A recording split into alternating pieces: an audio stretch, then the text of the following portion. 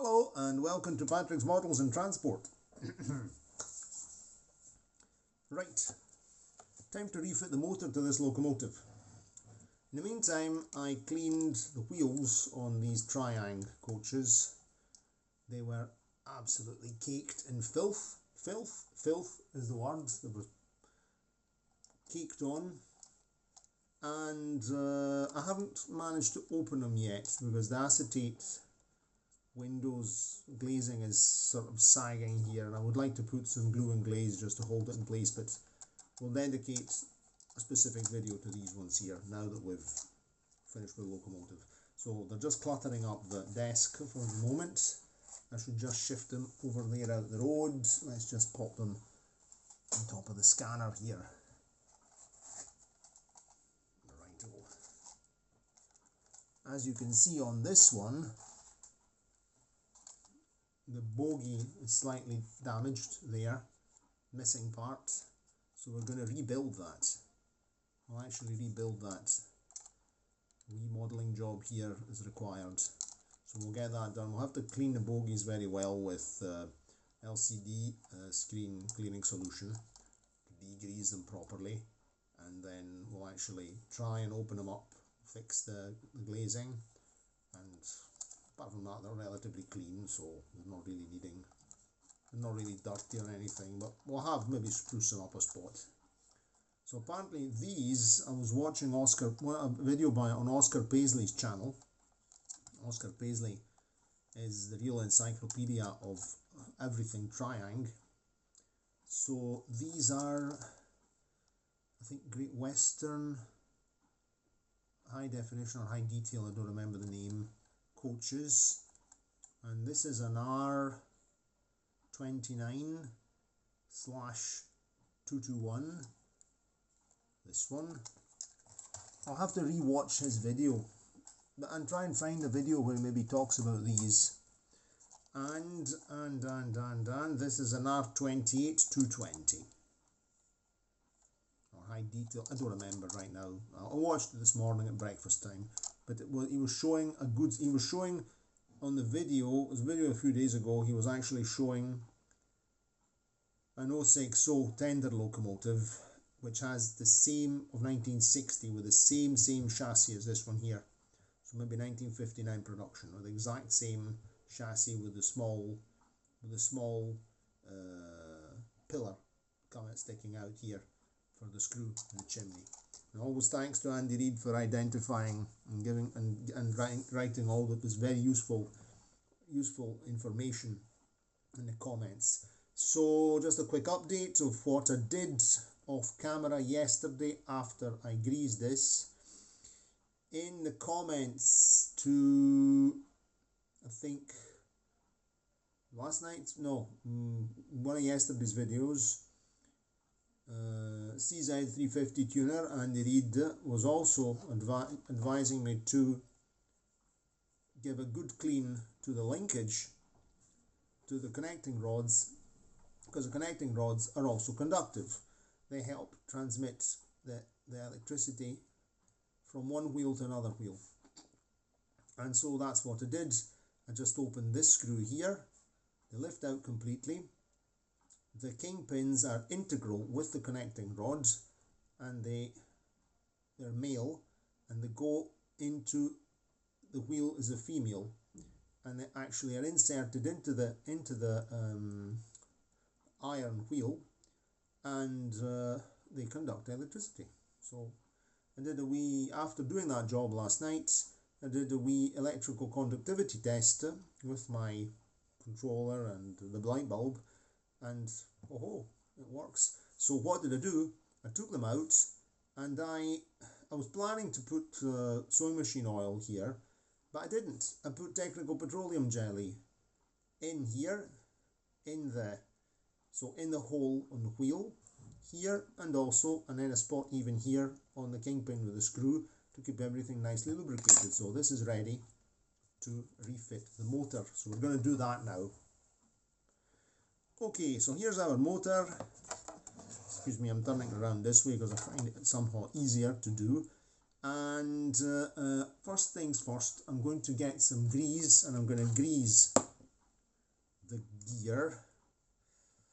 I don't know whether to grease the gear or simply to grease the worm drive, and that'll grease the lot. Let's have a look. And I'll get a pair of extra specs here. As usual, I'm miles away from you folk, so very, very powerful magnet. This motor has no magnet issues. This is very, very powerful. No problem at all. Okay, so what's the time? Let's put a spot of technical petroleum jelly on this gear.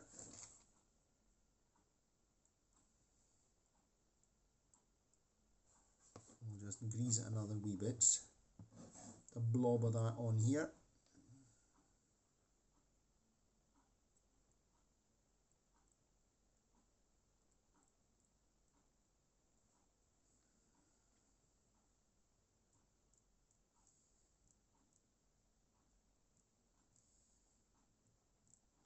Then we'll put another blob on the worm drive, and that'll just spread it around the gear.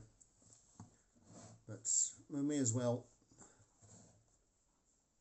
do some greasing now before we... Okay, so we'll finish greasing that later. Okay, time to get the motor back in. See what I'm doing. Here's my cable. We don't want to catch that, damage that. So I've already done this a couple of other times while testing. So what we have to do, you see the tricky bit is this cable here. Because I have to get this, where's my pointer?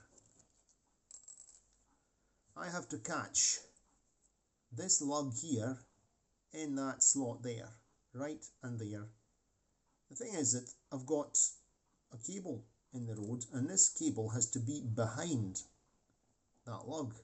I can't crush the lug, so I have to put my cable here, and pardon me, I have to turn this towards myself to see what I'm doing, not to damage the cable, but I think we'll try and keep things so that you can see what I'm up to. Also going to try and lift this here out the road. This wee capacitor.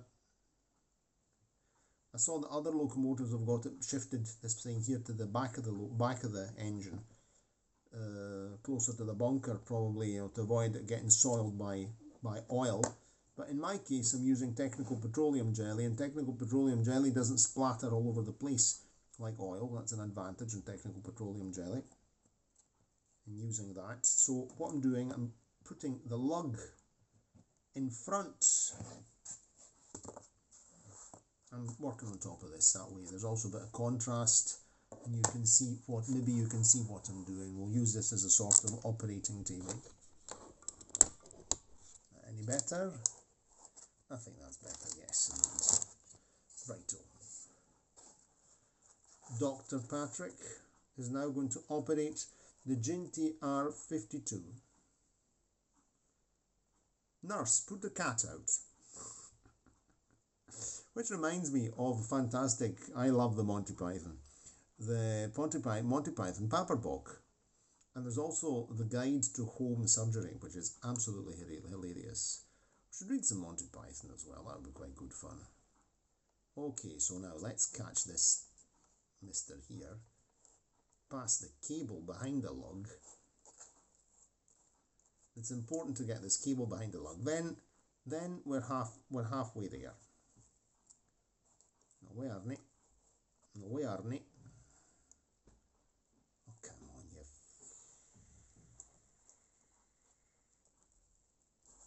I think operating table is more of a hindrance than anything else. So I've got that one in position. There, it's in. It's a bit of, you just have to catch the right, boom, and that's it. Bob's your uncle, it's in. Okay, right. Everything seems to be nice and greasy. Okay, so that's the motor refitted. Now we have to screw it in position, and let's fit the screw. So here's a magnet. This is a very powerful magnet. So when you're working with your screwdriver here, it's getting caught by the motor. Very caught. And so there are brass screwdrivers available, or you can make your own brass screwdriver, and I learnt this from 00 Bill, another great channel for maintenance. And he's from Fife, Scotland, if I don't remember badly. And he has a brass screwdriver, and he also made himself a brass screwdriver with a wee bit of brass piping. I don't have a brass screwdriver, but I've got this stainless steel clay modelling tool. I have two of these actually. It's very useful for all sorts of things. Very often, usually I often use it. I've used it for Tamiya putty, as you can see, and I've been in a car today with black nails, and I scrubbed them before. I'll have to scrub them again, and I also use it to lever this thing here open for the lighter fluid. And black nails are a bit. I remember when I was at middle school here in Italy, so between ages 11 and 13, our Italian teacher, if we had him first thing in the morning, he used to inspect our fingernails, and if we had dirty nails, he would write a note home. We weren't allowed to show up with dirty nails, so I remained with that thing about having black nails since then. But okay, so this is stainless steel, and being stainless steel, it doesn't catch,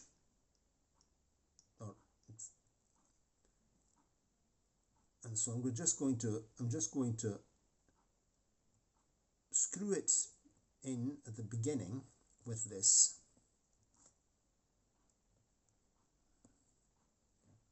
I'll tighten it a bit, and then I'll tighten it with my own screwdriver.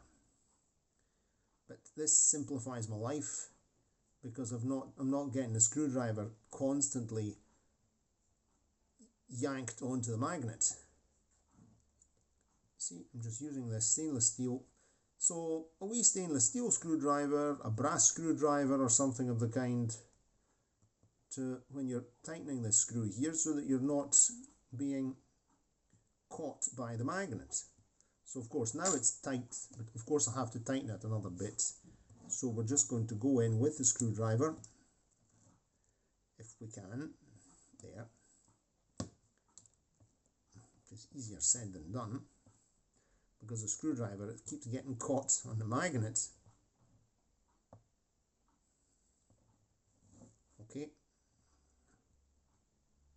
there, that's nice and tight. Okay, so that's us. Let's grease the worm drive, and then we'll do the final test with the battery to see if this thing here is actually wanting to work. Well, it'll work. We'll have to see how clean the pickups are. But the pickups are good, we've tested that. We have to apply a blob of grease on there. That might have been even maybe a bit over generous, but anyway, it has to spread onto the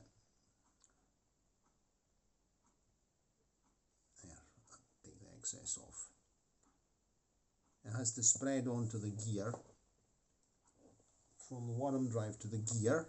And let's get a battery, and let's see if we're actually going to work.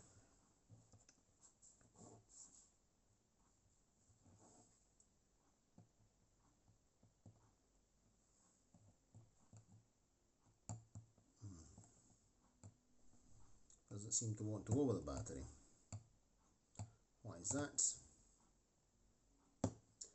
Ah, of course, I'm daft. I hadn't refitted the cable. We're not going anywhere if I don't refit that. Idiot. What a numpty. What an idiot. Right, oh.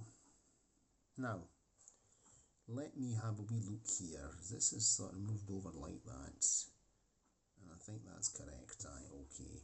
So we're just going to pull this out, and this one has to catch bent down a bit like that, because I'd straightened this out when I was doing jobs. And I need a pick to move that out the road, back a wee bit.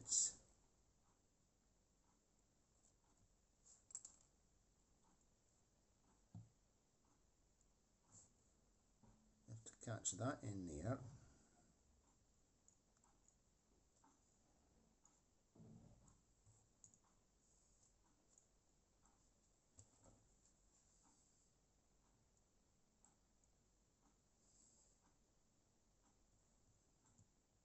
Like that. Okay.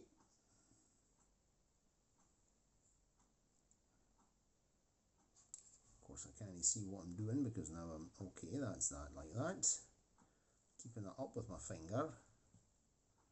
Now I'm going to pass this boy here round the back of this cable.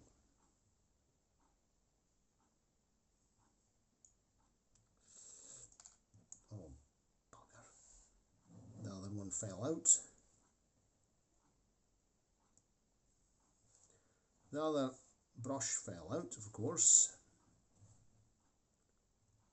Let's just pop that back in there.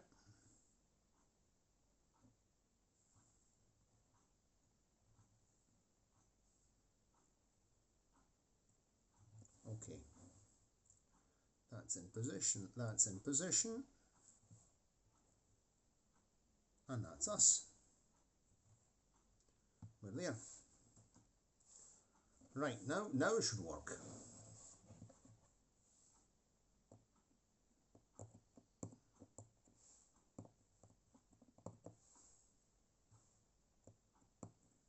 You know what? Not working. Why are you not working? Oh my, let's get, maybe it wants a bit more oomph with the controller. Probably the flanges are not, I'm touching that with the flanges. Maybe the flanges are not given good enough contact. So let's just get this here. And we'll put this up on 2 blocks.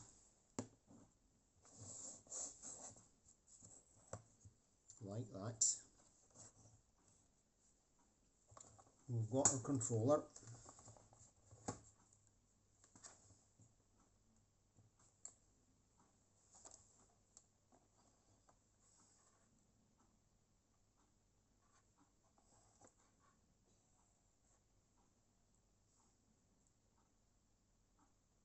It's not working. Why is it not working?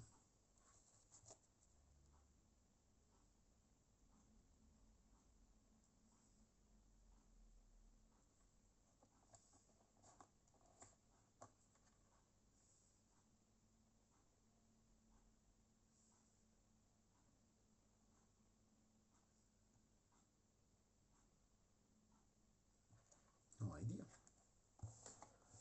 Why is this not working?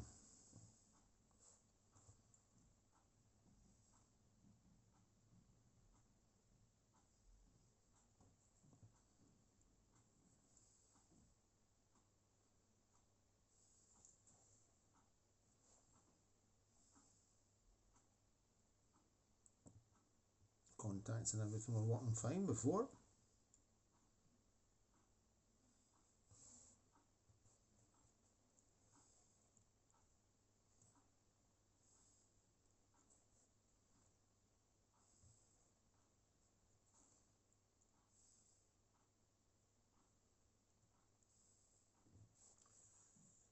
Bent that down, I don't like that.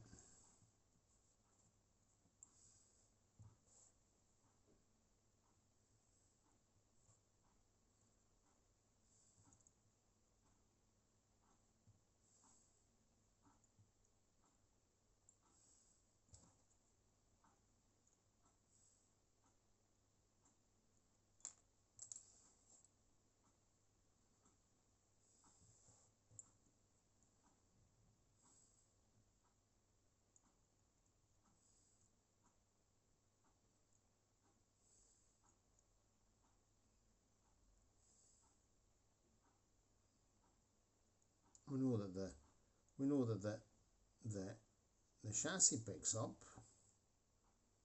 no problem.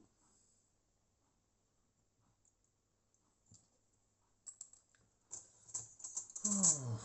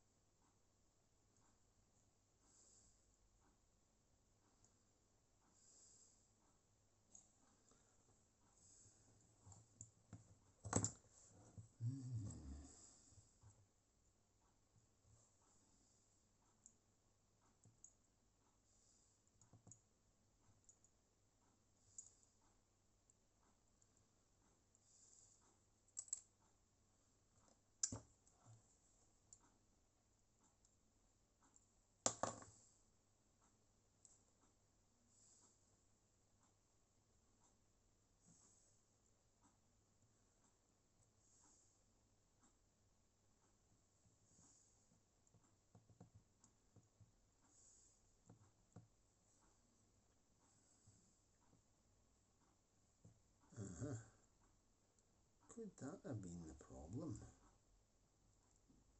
I think that might have been the problem. I was touching the shorten.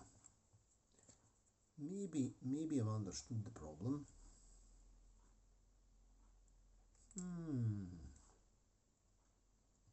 Right. I'm not connecting the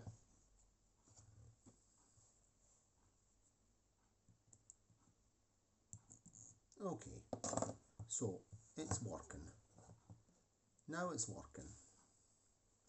I'm just taking my controller and I'm going directly onto the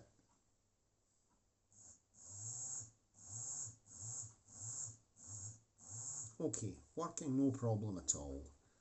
So you know what I think the problem was? See this insulating sleeve here? It got pushed a wee bit back and it was bare at the front here, you see?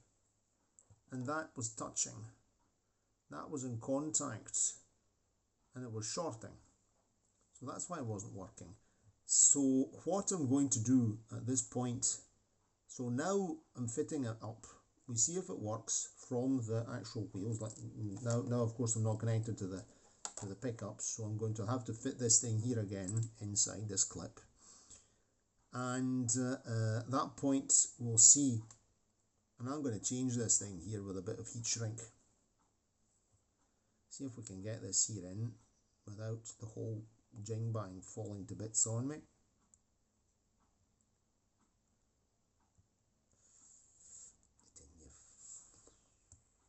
There you go. He's in, the clip's in, okay. Right, let's see what happens now.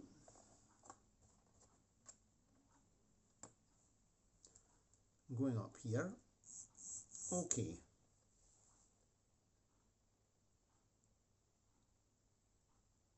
Works on the motor.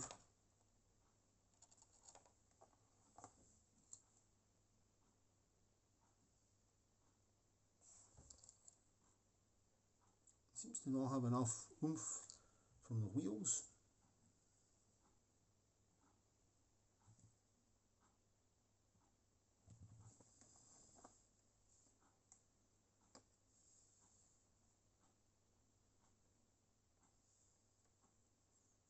I mean, no problem here. Jeez, oh, what was that? What the hell? Oh, it flew some resin from the Things got blasted off. Huh. Some resin there. The resin that covers the shot off ancient resin. So it's going much too fast. So it's working on the, if I go directly on the contacts,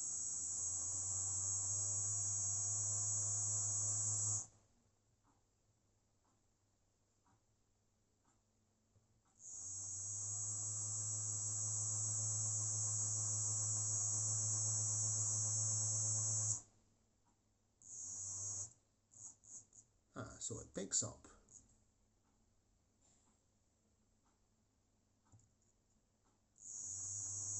So working fine from the pickups.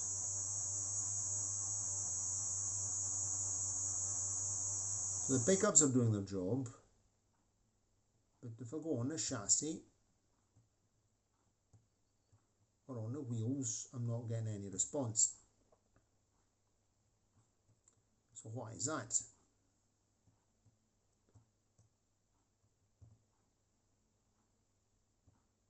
It's as if there's no voltage. So the pickups are okay.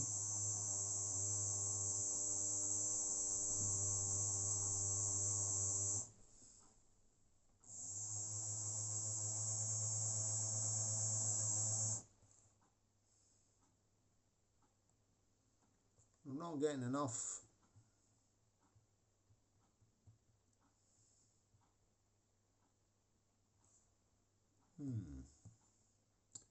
If I touch the wheels, nothing happens.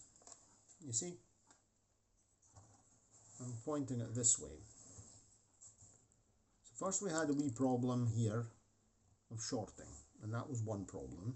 So now if I touch a pickup wheel, which is here, and I go directly here,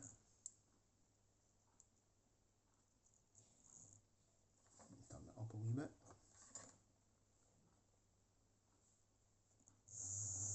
It's working fine.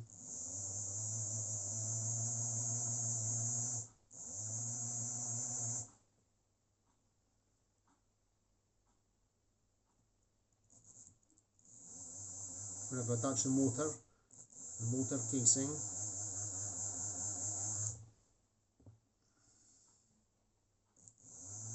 the motor screw, the bodywork, no problem.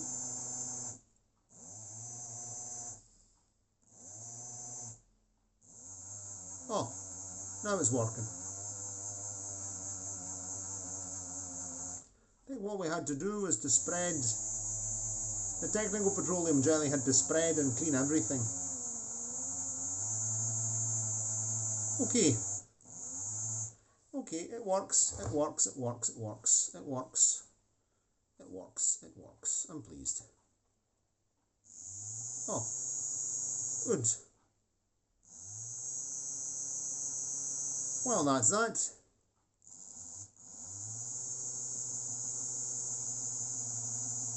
Okay.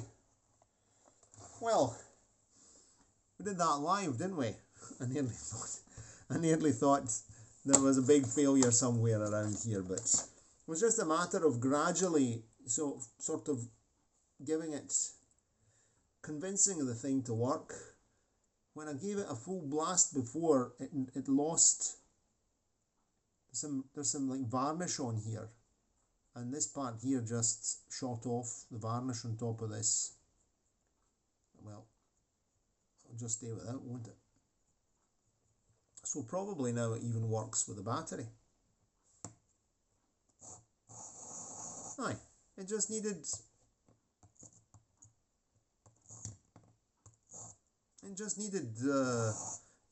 convincing.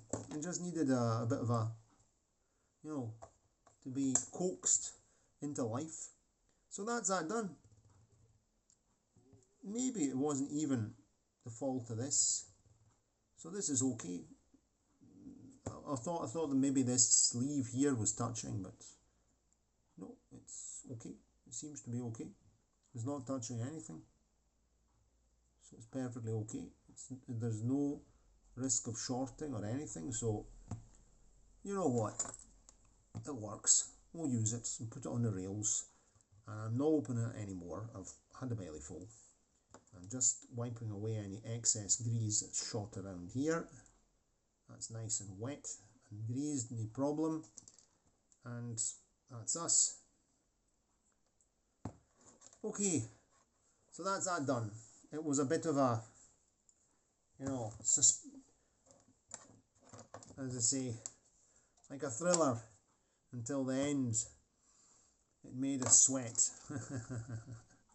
Okie doke, I've no idea where I've put the thing to catch my thing in. I just did everything super fast. Let's give it another wee shot.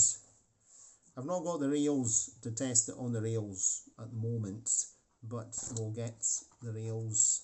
We'll do the rail test tomorrow with a test track, or later on, because I have to go for a scrub now and call it a day. Let's see if the magic hasn't worn out. See how long this thing is. 31 minutes. Long video. Okay, let's give it another wee bit here on the Lima controller.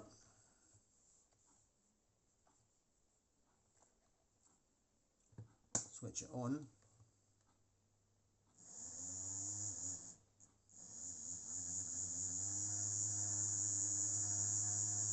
Going very well.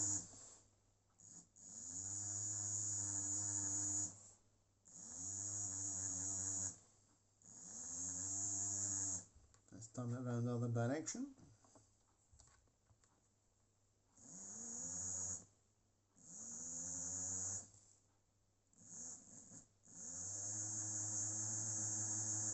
Okay, so that's that done. One Triang Jinty R52 of 1959 vintage, repaired, and that's the very first such locomotive that I've ever serviced. I have serviced also, this is the second X04 motor that I've worked on. Actually, the first one is a development of the X04 with a slightly different bearing layout. The top bearing is like this, the lower bearing is at the end. It's a motor of it's a longer motor, the motor of the Hornby HO SNCF 131TB HO 262 tank locomotive, but it's still the same motor, it's the same idea.